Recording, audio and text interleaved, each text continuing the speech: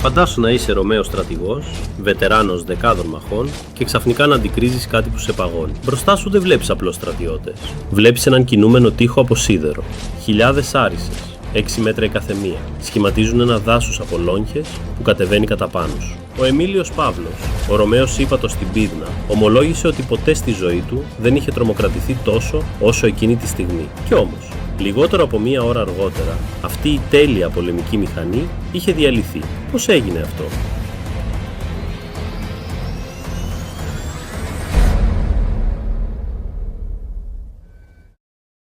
Σήμερα δεν θα κάνουμε μάθημα ιστορίας. Δεν θα μιλήσουμε για ημερομηνίες. Θα εξετάσουμε την ήττα της φάλαγγας σαν αστυνομική έρευνα. Θα αναλύσουμε τα όπλα, το έδαφος και το μοιραίο τακτικό λάθος, το θανάσιμο κενό που επέτρεψε στους Ρωμαίους να μετατρέψουν το αδιαπέραστο τείχος σε σφαγή. Μείνε μέχρι το τέλος, γιατί η απάντηση δεν είναι αυτή που νομίζεις.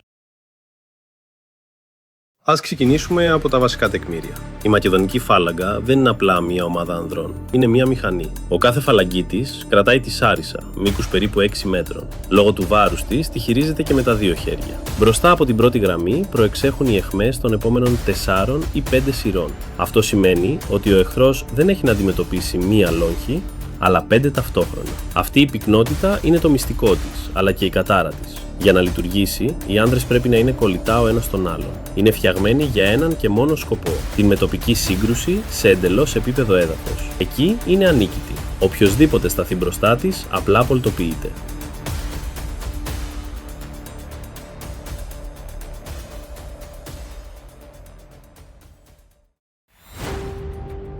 Απέναντι σε αυτό το τείχος, ο Ρωμαίος Λεγεωνάριος μοιάζει χαμένος. Το βασικό του όπλο, το Gladius, έχει λεπίδα μόλις 50 έως 60 εκατοστά. Δίπλα στη σάρισα μοιάζει με μαχαίρι κουζίνας. Όμως, ο Ρωμαίος έχει δύο πλεονεκτήματα που δεν φαίνονται με το μάτι. Την τεράστια ασπίδα, σκούτουμ, και την ευελιξία. Η Λεγεώνα δεν πολεμάει σαν ένας ενιαίος όγκος. Είναι χωρισμένη σε μικρές, ανεξάρτητες μονάδες, τα μανιπλέ. Φαντάσου τη Λεγεώνα σαν πολλά μικρά τετράγωνα που μπορούν να κινούνται αυτόνομα, να ανοίγουν και να κλείνουν κενά. Ο Ρωμαίος είναι εκπαιδευμένος να πολεμάει μέσα στο χάος, σε πολύ κοντινή απόσταση, εκεί που η σάρισα είναι άχρηστη. Για να καταλάβουμε γιατί η Λεγεώνα άντεξε, πρέπει να κοιτάξουμε τα χέρια των στρατιωτών. Τα χέρια του Μακεδόνα φαλαγγίτη έχουν ρόζους από το κράτημα της σάρισας. Τα χέρια του Ρωμαίου όμως έχουν ρόζους από την αξίνα και το φτιάρι. Ο Ρωμαίος Λεγεωνάριος δεν είναι απλός πολεμιστής. Είναι ένας βαριαθλητής οικοδόμος. Στην εκπαίδευση δεν μαθαίνει μόνο να σφάζει. Μαθαίνει να περπατάει 35 χιλιόμετρα την ημέρα, κουβαλώντας 30 κιλά εξοπλισμό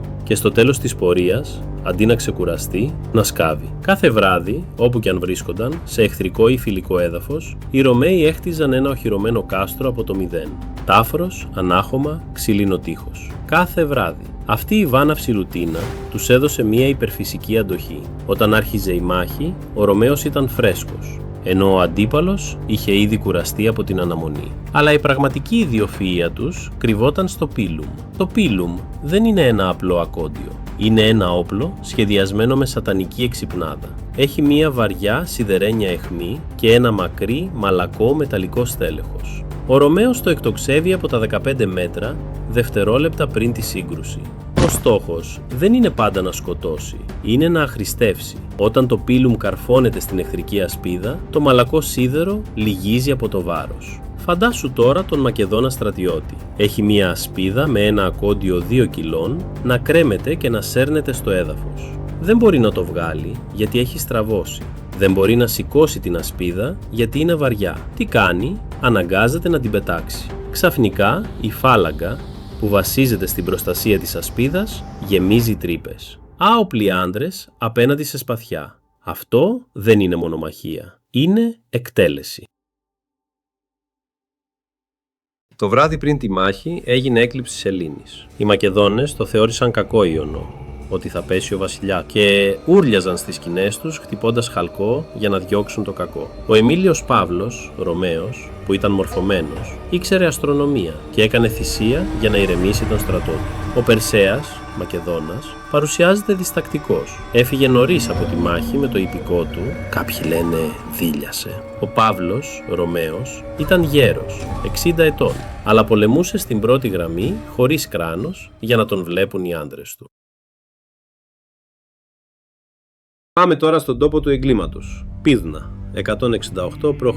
Αρχικά η μάχη πάει όπως περιμέναμε. Η φάλαγγα προελάβνει και διαλύει τις πρώτες ρωμαϊκές γραμμές. Οι Ρωμαίοι δεν μπορούν να πλησιάσουν. Όμως, καθώς η φάλαγγα προχωράει, το έδαφος αλλάζει. Δεν είναι πια επίπεδο. Υπάρχουν λοφάκια, ριάκια, ανομαλίες. Εδώ συμβαίνει το μοιραίο. Λόγω του ανώμαλου εδάφους, η ενιαία γραμμή της φάλαγγας σπάει. Κάποια τμήματα προχωρούν πιο γρήγορα.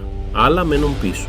Δημιουργούνται ρήγματα, μικρά κενά ανάμεσα στους λόγους. Ο Εμίλιος Παύνος το βλέπει και δίνει την εντολή που άλλαξε την ιστορία. Μπείτε στα κενά. Μόλις ο Ρωμαίος περάσει την αιχμή της Άρισσας και μπει στο κενό, το παιχνίδι τελείωσε. Ο Φαλαγγίτης, με τα δύο χέρια δεσμευμένα στο τεράστιο ποντάρι, είναι ανυπεράσπιστος σε κλειστή μάχη. Ο Ρωμαίος, προστατευμένος από την ασπίδα του, πλησιάζει και χτυπάει με το κοντό ξύφος στο πρόσωπο και στα πλευρά. Η μάχη μετατρέπεται από σύγκρουση στρατών σε εκατοντάδες μικρές μονομαχίες και σε αυτές το Γκλάντιους είναι βασιλιάς. Αν νόμιζες ότι το έδαφος ήταν ο μόνος εχθρός των Μακεδόνων, κάνεις λάθος. Υπήρχε κάτι πολύ πιο τρομακτικό που περίμενε στη δεξιά πλευρά της ρωμαϊκής παράταξης. Κάτι που έκανε το έδαφος να τρέμει κυριολεκτικά. 22 αφρικανικοί ελέφαντες. Ο Περσέας δεν είχε ελέφαντες. Είχε όμως το ιππικό του και τους Θράκες συμμάχους στην αριστερή πτέρυγα. Αλλά τα άλογα έχουν ένα ένστικτο. Μισούν τη μυρωδιά και τον ήχο του ελέφαντα. Πριν καν έρθουν σε επαφή, τα μακεδονικά άλογα άρχισαν να αφηνιάζουν. Ο έλεγχος χάθηκε και τότε τα θηρία χτύπησαν. Δεν ήταν μάχη, ήταν ποδοπάτημα. Οι ελέφαντες, φορτωμένοι με πύργους και τοξότες, διέλυσαν την αριστερή πτέρυγα των Μακεδόνων σαν να ήταν φτιαγμένοι από χαρτί. Οι στρατιώτες εξφενδονίζονταν στον αέρα ή συνθλίβονταν κάτω από τόνους βάρους. Η αριστερή πλευρά της μακεδονικής γραμμής απλά εξαερώθηκε. Και εδώ είναι το κλειδί της σίτας που πολλοί ιστορικοί παραβλέπουν. Όταν η αριστερή πτέρυγα κατέρευσε λόγω των ελεφάντων, η κεντρική φάλαγγα έμεινε γυμνή από τα πλάγια. Οι Ρωμαίοι δεν χτύπησαν μόνο τα κενά στο κέντρο. Κύκλωσαν ολόκληρο το στρατό σαν μέγενοι. Οι περήφανοι σαρισοφόροι βρέθηκαν παγιδευμένοι. Μπροστά τους οι λεγεώνες και πίσω τους τα θηρία. Η ήττα στην Πίδνα και νωρίτερα στις Κοινόσκεφαλές δεν ήταν θέμα ανδρείας, ήταν θέμα συστήματος. Η φάλαγγα ήταν ένα σύστημα άκαμπτο, τέλεια σε ιδανικές συνθήκες, αλλά εύθραυστη στην αλλαγή. Η Λεγεώνα ήταν ένα σύστημα προσαρμοστικό. Οι Ρωμαίοι δεν νίκησαν επειδή ήταν πιο δυνατοί. Νίκησαν επειδή κατάλαβαν ότι στον πόλεμο, όπως και στη ζωή, δεν κερδίζει ο πιο σκληρός, αλλά αυτός που προσαρμόζεται πιο γρήγορα στο περιβάλλον. Εσύ ποιο όπλο θα διάλεγες, την ασφάλεια της απόστασης που δίνει η Σάρισα ή την ευελιξία του Γκλάντιους? Γράψε μου στα σχόλια Σάρισα ή Γκλάντιους και πες μου γιατί. Αν σου άρεσε αυτή η ανάλυση, κάνε εγγραφή για να δούμε στο επόμενο βίντεο την τακτική των Σπαρτιατών. Μέχρι τότε να θυμάστε, η ιστορία γράφεται από τους οραματιστές.